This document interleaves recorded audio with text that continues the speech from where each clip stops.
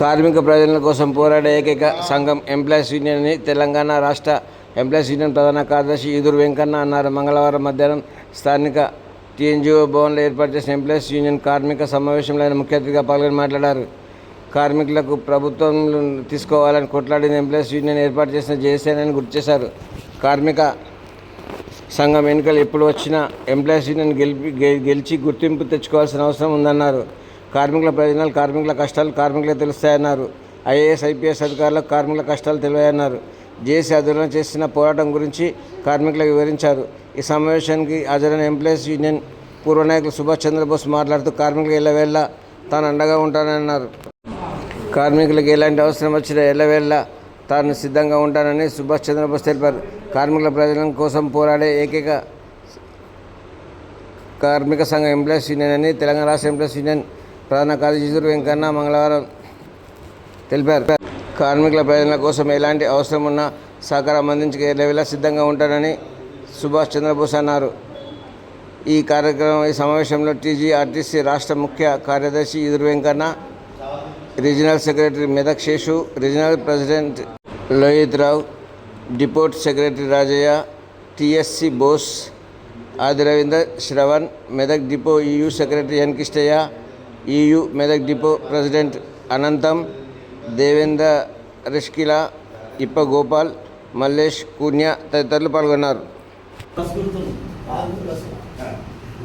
కాబట్టి అది మనది ఏదైనా యూనియన్ లేకపోతే వెక్కలేదు. మనకు ఫస్ట్ యూనియన్, జెండా యూనియన్. ఒకరికొకరు చెప్పుకుంటూ గెలిపియాలి. మన డిపోలో కూడా మన ప్రెసిడెంట్ అంటే ఎంప్లాయీస్ యూనియన్ ప్రెసిడెంట్ గెలవాలి. ఇంకోటి డిపోలో ఉన్నటువంటి సమస్యలు మీకు అందరూ తెలిసినాయి, ఇంకా నేను చెప్పేది ఏం లేదు. ఇక ఈ వారం 3 రోజులు, అది నెలకి 3 రోజులు లీవ్లు అవిపోయినాయి, కిలోమీటర్లు తెచ్చినాయి, అవన్నీ మీకు తెలుసు. ఇక నేను కూడా చెప్పేది లేదు. ఖచ్చితంగా మనం అందరం ఏకతాటిగా నిలబడి ఏదైతే పిలుపు మేరకు, వెంకల పిలుపు మేరకు బస్ గుర్తు అందరినీ కలిసి గెలిపించి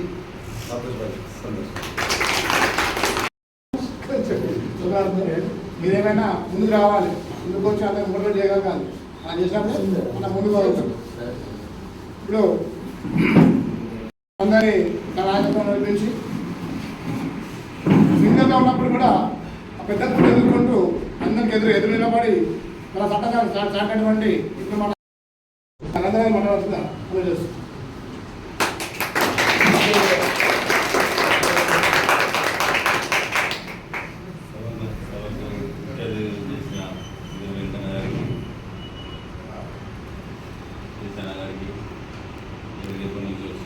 నా సమకాలికుడు లోహిత్ రావు గారికి, రాజన్న గారికి, సభకు ఇచ్చేసిన ఎంప్లాయీస్ యూనియన్ కార్యకర్తలందరికీ నా వందనాలు. ఇప్పుడే కాకుండా ఇప్పుడు మొదలవుతుంది.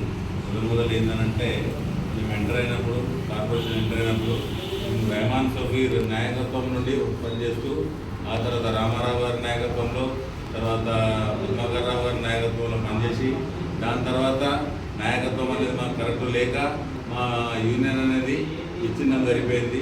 దాని తర్వాత మాకు ఒక ఆశాజ్యోతి అయిన వెంకన్న గారు వచ్చి ఏంటంటే ఆయన ఆ జేఏసీ తయారు చేయడానికి కూడా కనీసం ఒక 11 నుంచి 14 నెలలు కష్టపడ్డాడు. ఇది 11 యూనియన్ ఒక్కటి చేయడానికి.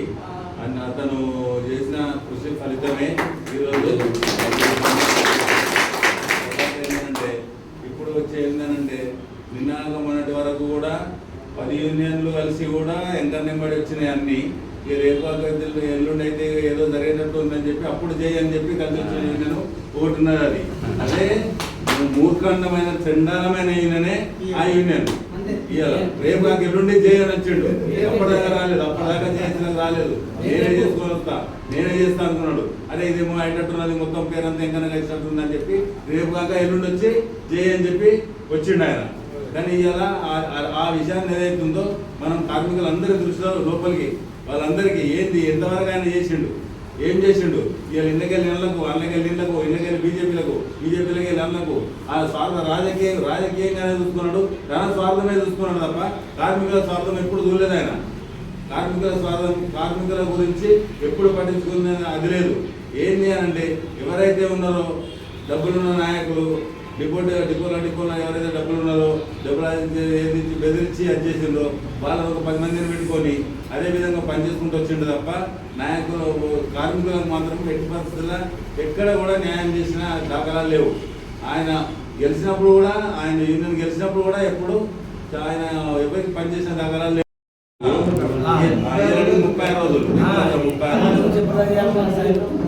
9 గంటల దాకా చాట్ చదివేదాకా నాకు చాట్ సెట్ కాదు 10 నేను విద్యార్థులు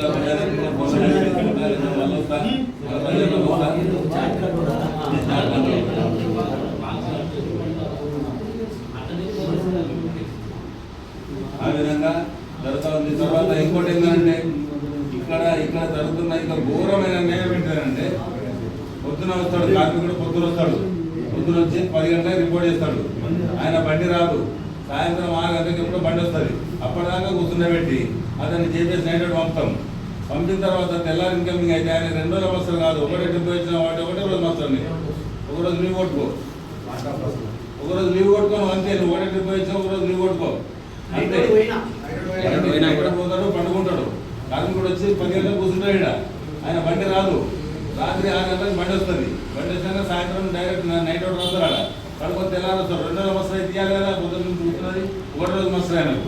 తర్వాత ఏంటంటే ఈ నుంచి బండి బయలుదేరుతుంది. జోగిపేట పోగానే అక్కడ బండి పంపించడం అదే చెప్పి ఫెయిల్ అయిపోతుంది. ఫెయిల్ అయిపోగానే ఏంటంటే నువ్వు ఇంట్లో జోగిపేట పోగా నీకు మస్తు రేట్ ఇస్తారు అని చెప్పి అది కూడా లీవ్ కొట్టుర్రి, లీవ్ అయ్యేది అనేది అంత అరాజకత ఉంది. ఇంతకుముందు మనం బస్సులు డిపోలోకి వెళ్ళి బయలుదేరితే సరిపోయా మనకు అటెండెన్స్ అనేది వస్తుండే. కానీ ఇప్పుడు ఎక్కడైనా కానీ ఒక్క ట్రిప్ పోయేసేస్తే, ఇప్పుడు ఒక్క ట్రిప్ పోయేస్తే నీకు లేదు, అటెండెన్స్ లేదు, లీవ్ కొట్టుకో. ఏపీఎస్ ఒక్క ట్రిప్ పోయించినా లీవ్ కొట్టుకో అంతే, నీకు అటెండెన్స్ లేదు. ఇక ఉపయోగించిన ఆ విధంగా జరుగుతూ ఉన్నది. ఇక దానికి కూడా ఏంటి అని అంటే ఇప్పుడు నేను ఒక 3వ స్థాయి అధికారి, నాకంటే 3 పై అధికారులు ఉంటారు కాబట్టి వాళ్ళకు కూడా వత్తాసు పలికే వాళ్ళు చాలా ఉన్నారు. మీ అందరికి తెలుస్తుంది, అదంతా ఉంటుంది. అయినా ఏంటంటే నేను చాట్ మీద ఏం భయపడతలేను, నేను చేసేవాడికి చేస్తూనే ఉన్నా, ఏం చూసుకుంటున్నా, చూసి చెక్ చేస్తూనే ఉన్నా. కాబట్టి ఏంటంటే ఈ వచ్చిన వాడికైనా కానీ ఈ ఇంతమంది సరిపోతుంది. నేను ఎక్స్పెక్ట్ చేయలేదు ఏదో 10 మంది వస్తారని చెప్పి ఎక్స్పెక్ట్ చేశాను నేను ఏది ఈ మీటింగ్కు. అరే ఈ మొత్తం మేము జమగాలే చేయాలి, పోయి స్టేట్ కార్యదర్శిని పిలుస్తున్నారు, ఇది ఏందయ్యా బాబు అది అనే టైప్లో నేను చర్మనాడుతో అన్నా. ఎందుకంటే మనం కనీసం 40 మంది ఉంటారమ్మా అంత అంటే ఖచ్చితంగా నాకు అడుగుతాను, నాకు తెలంగాణ భవనే కావాలన్నాను మీటింగ్. అంటే ఏంటి అని అంటే ఒక 50 మంది ఉంటే 50 మంది అయితే పక్క అవుతారన్న, 50 గుర్తులైతే కావాలి, 50 మంది కావాలి. మనం చిన్న మాట్లాడాలరా, ఓకే మాట్లాడు సరే అని చెప్పి ఇండైరెక్ట్గా నేనైతే చేస్తూ ఉన్నా. ఇక ఇప్పుడు ఏంటంటే ఇక డైరెక్ట్ దిగిన ఇప్పుడు డైరెక్ట్ నేను దిగినా ఇక మొత్తం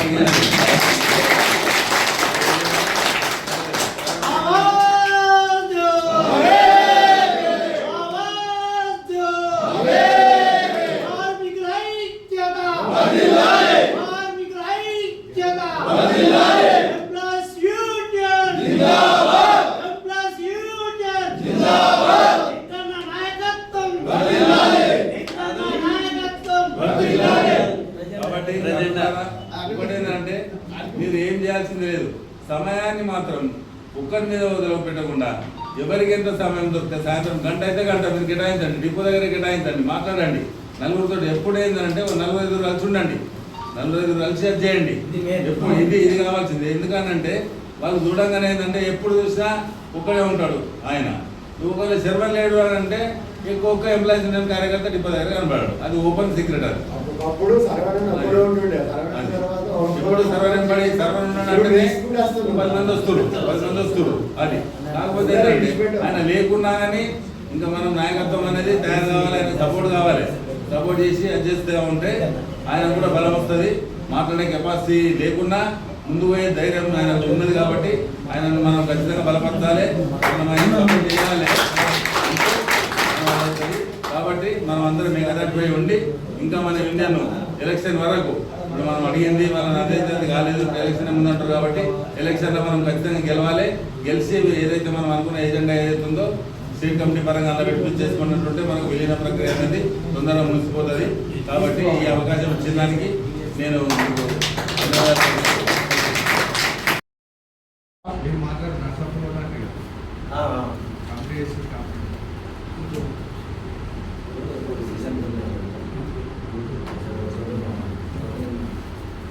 లంచ్ టైం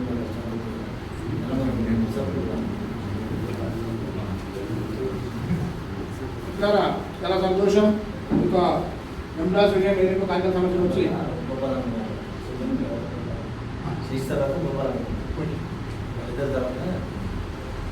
మీ ఇద్దరు సమయం కేటాయించి ఇక్కడికి వచ్చి సమస్యలో పాల్గొని మీ ఇద్దరు సమస్యలు సలహాలు స్వీకరించినందుకు మీకు అందరూ ధన్యవాదాలు.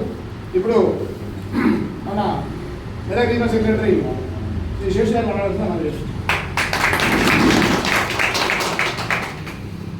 సభాధ్యక్షులు, మరి మన మెదక్ డివిజన్కి వచ్చినటువంటి మరి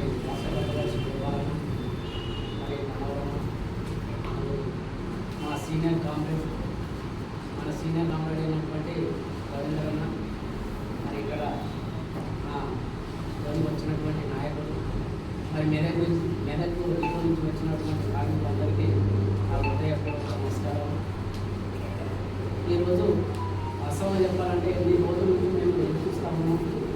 ఈ మెదక్ డిపోలో కమిటీ వేయాలి, మరి కిట్టు జర ఒకసారి అది చేయండి, కమిటీ చేస్తే బాగుంటుంది. ఈ పీకే రావు అసలుతోని పిఎస్ఎల్కి అసలుతోని మనం ఎదుర్కోవాలి. ఎదుర్కొన్నట్టుంటే మీ ప్రాబ్లం సాల్వ్ అవుతాయి, కొన్ని కాకుంటే కొన్ని సాల్వ్ అవుతాయి. కిలోమీటర్స్ చాలా పెంచుతున్నారు. ఒక ఎంఆర్కే రావు ఒక కేసు గురించి ఆయన మన కిలోమీటర్ తాకట్టు పెట్టి ఇష్టం ఉన్నట్టు కిలోమీటర్ అప్పుడు రవాణాపురంలో తీసుకున్నాను. అయ్యా నాయన ఇటువంటి జరుగుతున్నాయి కాబట్టి మెదక్ డివిజన్లో మెదక్ డిపోనే మెయిన్. మరి అసలుటప్పుడు మీరు ఒక కమిటీగా తయారు కండి, అయినాలకి రండి. ఆ యూనియన్కి వచ్చిన తర్వాత మనం ఏదంటే అది చేసుకొని వాళ్ళకి నిలబడి పోరాటాలు చేద్దామనే దాని మీద నేను చెప్పడం అనేది జరిగితే కూడా వీళ్ళు కొంచెం చూద్దాంలే పోదాంలే అన్నట్టే మాట్లాడడం జరిగింది. ఇప్పుడు వాస్తవంగా చెప్పాలంటే ఎంతో సంతోషం అనిపిస్తుంది మెదక్ డివిజన్. ఇక్కడ కమిటీ తయారయ్యేదానంటే వాస్తవంగా మెదక్ డివిజన్ ఇలా జెండా ఎగిరినట్టు, ఎంప్లాయీస్ యూనియన్ జెండా ఎగిరినట్టు. అడ్డుపెట్టి సూర్యకాంతి రాపులేరనేది ఎంత సత్యమో, ఎంప్లాయీస్ యూనియన్ పోరాటాన్ని, ఎంప్లాయీస్ యూనియన్ విజయాన్ని నువ్వు ఏం పెట్టుకుంటావో పెట్టుకొని నీకే వదులుతున్నాం. ప్రభుత్వాన్ని ఛాలెంజ్ చేస్తున్నావు. నువ్వు విలీనం చేస్తావా? చెయ్యి. సై ఏమంటారు కుమార్? ఏమంటారు? విలీనం నువ్వు ఎప్పుడు చేస్తావో చెయ్యి. ఇప్పుడైతే ఎన్నికలు కదా, ఎన్నికల్లో నోటిఫికేషన్ రాలే, మనం నామినేషన్ వేయలే, మరి ఎన్నికలు మనం చేస్తాం. కానీ ఇంకొకటి చేసుకుంటాడు కదా, మరి ఇంకోటి చేసుకుంటాడు. మనం రానెట్లా పెద్ద పెద్ద ఫోటోలు పెట్టుకొని ఇప్పుడు ఈయన ఫోటోనే జిఆర్కే రాజకీయాల్లో ఫోటోలు పెట్టి ఏదో బ్యానర్ పెట్టుకొని మీ మెదక్ జేఏసీ డిపోలో దాన్ని ఏమంటారు అఖండ విజయాన్ని అందించండి, అఖండ విజయాన్ని బలోపేతం చేయండి అని మరి ఆయన ఎన్నికల ప్రచారం ఆయనే చేసుకుంటాడు. అన్ని డిపోలు తిరుగుతాడు, కాలేజీలు ముక్తాడు, కమిటీలు వేసుకుంటాడు. మరి ఏంద్రా నీ వల్ల వచ్చేటువంటి ఉపయోగం చెప్పండి. ఇటు పక్క ఎలక్షన్ వద్దని నువ్వే చెప్తావు, మళ్ళా తెలంగాణ ఎలక్షన్ ప్రచారం చేస్తావు. ఇలా కంపెనీలు గుర్తుకొచ్చి 2 రోజుల గది కంపెనీలు గుర్తు రాలే. పాపం ఇలా కార్మికులు అందరూ తన్ని కొడతాను సిటీలల్లా. ఏ మొగ్గులు పెట్టుకుని వస్తాను బోసుకే చల్ ఇంకోసారి మా డిపోకు రావని రాకని చెప్పేసి తన్ని కొడతారు. ఇజ్జత్ మానానికి ఏదో తిప్పులో పడతాడు. సరే ఏదేమైనా ఈ వాళ్ళు వస్తారా వీళ్ళు వస్తారా ఇవ్వడం రాని బై. ఇలా ఎంప్లాయీస్ యూనియన్ ఆదరణను చూసి ఓర్వలేక, ఎంప్లాయీస్ యూనియన్కు పెరుగుతున్నటువంటి అభిమానాన్ని తట్టుకోలేక కళ్ళు మండి ఒళ్ళు మండి ఇవాళ మన మీద బురద చల్లే ప్రయత్నం చేస్తున్నారు. ఓకేనా? ఇప్పుడు మనం దేనికైనా ఓకే సిద్ధం. లేకపోయినా ఒక నాయకుడు లేకపోయినా ఒకసారి నాకు ఒక మిత్రుడు కలిసి ఉన్న ఒక వీడియో చేసి నువ్వేనా కలిసి ఒక వీడియో చేసి మా గ్రూప్లో పెడితే నువ్వు పెడితే మా గ్రూప్లో పెడతామని చెప్పేసి జేబీరావు చెప్పిండు నాకు. జేబీరావు చెప్పిండు ఏమని మెదక్ డిపోలు కూడా వాళ్ళు ఒక వీడియో తీసి పెట్టానా, అన్ని డిపోలు తిరుగుతున్నాం, ఒకసారి మెదక్ డిపో రా అంటే సరే అని చెప్పేసి నేను ఒక వీడియో మాట్లాడి అయితే ఆ రోజు ఒక వీడియో రిలీజ్ చేసిన వెంటనే పెట్టగానే అది ఆ వీడియో మీ మెదక్ డిపోతో డిపో గురించి నేను రిలీజ్ చేస్తే అది రాష్ట్ర వ్యాప్తంగా ఆ వీడియో మొత్తం సంచలనం అయిపోయింది. ఆ వీడియోతో ఇన్స్పైర్ అయిపోయి ఒక్కొక్కరు ఫోన్ చేసి మొదలు పెట్టి అన్నా మేము కూడా ఎంప్లాయీస్ యూనియన్ జిందాబాద్, ఎంప్లాయీస్ యూనియన్ జిందాబాద్ అని అట్లా ప్రభావం చూపెట్టింది. ఆ తర్వాత మళ్ళీ మీరు ఒక జేసీగా ఏర్పాటు కావడం, ఒక గ్రూప్ క్రియేట్ చేయడం, ఆ గ్రూప్లో నన్ను యాడ్ చేయడము, నేను కూడా మళ్ళీ మీకు ఎప్పటికప్పుడు నెంబర్లు వేల తీసుకోవడము, చాలామంది మీ నెంబర్ ఇచ్చారు, తర్వాత ఇంకో ఇద్దరు ముగ్గురు నెంబర్ ఇస్తే మీకు వెంటనే మీకు టచ్లో ఉండడము, మీరు కూడా ఒక టీం తయారు కావడము, సమ్మెను అసలు నేను అనుకోలే ఇంత పెద్ద రీతిలో సమ్మె జరుగుతుంది. మీరే ఒక్కొక్క డిపోలలో ఒక్కొక్క కార్మికుడు ఒక్కొక్క డిపో సెక్రటరీ లెక్క, ఒక్కొక్క కార్మికుడు మీరే ఒక డిపో ప్రెసిడెంట్ లెక్క, మేము ఎక్కడ ఉన్నామో ఏం కథో తెలియదు మీకు, మా ముఖాలు కూడా ఇప్పుడు చూడకపోయినా ఒక పిలుపు అందుకుని ఆ పిలుపును మీరు విజయవంతం చేసి 3 రోజులు ఒక విరచనతో పోరాటం చేసి మన ప్రభుత్వాన్ని దిగొచ్చేటట్టు చేసి ఈరోజు ఒక మన చిరకాల స్వప్నం, చిరకాలిక కోరిక ఇలా విలీన డిమాండ్ సాధించుకోవడానికి మీరంతా ఆర్నిషలు కృషి చేసి ఈ సమ్మెను హస్తకష్టాలు కోర్చి విజయవంతం చేసినందుకు ఈ విజయం ఈదురు వెంకన్న విజయం కాదు, ఇది కేవలం మన కార్మిక విజయం, ఇది జేఏసీ విజయం. కాబట్టి మీరందరికీ పేరు పేరున ఉద్యమ బంధువులు తెలియజేస్తున్నా. ఇదే స్ఫూర్తితో, ఇదే పోరాట స్ఫూర్తితో ఇంకా మున్ముందు ఇంకా పిక్చర్ బాగే ఇలా విలీనం జరుగుతుంది అనుకో, ఆ విలీనం కమిటీలో మరి ఎవడు ఉండాలి, మరి అడ్డమైన వాడు వాడో వీడో వచ్చి ఉంటే మరి మన న్యాయం జరుగుతుందా? ఒక ఆయనకి ఈ గదిలో ఒక గదిలో ఒక ఆయనకు దాన్ని ఏమంటారే మన ఇదేంటి బెడ్వినర్ స్కీమ్ అంటే ఏంటో తెలియదు ఆయన తెలుసు. అది బెడ్వినర్ స్కీమ్ అది మన ఆర్టీసీలో ఉందా అంటే వీళ్ళకు రూల్స్ తెలియదు, రెగ్యులేషన్ తెలియదు, స్ట్రక్చర్ తెలియదు, నాలెడ్జ్ లేదు, చదువు రాదు, జీవోలు చదవరాదు, అంత మరి అవన్నీ ఇంగ్లీష్లో ఉంటాయి కదా పాపం, వాళ్ళకి ఏం తెలుస్తుంది అబ్బా. అదే మన అధ్యక్షుడు ఉంటాడు మన బాబు సార్, మన బాబు సార్ ఏంటి ఆయన ఏంటి పుస్తక పురుగు, మేధావి, అన్ని సర్కులర్ మొత్తం ఏకదాడిగా ఇప్పుడు ఇక్కడ కూర్చుంటే మొత్తం మన చరిత్ర మొత్తం చెప్తాడు, చట్టాల గురించి మొత్తం చెప్తాడు. మన పద్మాకర్ సార్ మేధావి, ఆయన ఎన్నోసార్లు ఉద్యమాలు చేసిన వ్యక్తి, ఇలా అక్కడ ప్రభుత్వంలో విలీనం చేసిన వ్యక్తి, ఆంధ్రలో విలీనం చేసిన ఆయనే. ఇప్పుడు మన గుర్తింపు సంఘం అక్కడ ఇలా ఎంతో మంది అనుభవం ఉన్నటువంటి నాయకులు మన ఎంతో ఉన్నారు, సలహాలు సూచనలు ఇస్తూ ఉన్నారు. కాబట్టి మన యూనియన్ ఒక మంచి సిస్టమేటిక్గా పోయి ఉంది. కాబట్టి మన యూనియన్ ఆ విలీనం కమిటీలో ఉంటేనే మన కార్మిక ప్రయత్నాలకు ఎలాంటి నిగుతం కలగకుండా ఉంటుంది. కాబట్టి విలీనమే ఫస్ట్ మనకు కావాలి, మన స్టాండ్ అదే. లేదు విలీనం చేయడానికి ప్రభుత్వం సుముఖంగా లేకపోతే ఎలక్షనే కనుక అనివార్యం అయితే ఈ మెదకు డిపోను ఆదర్శంగా తీసుకొని ఈ మెదకు డిపో కార్మికులను చూసి మొత్తం రీజన్ వ్యాప్తంగా అన్ని డిపోలలో ఎర్ర జెండా భారీ మెజార్టీతో గెలవాలని చెప్పేసి నేను నమ్ముతున్నా.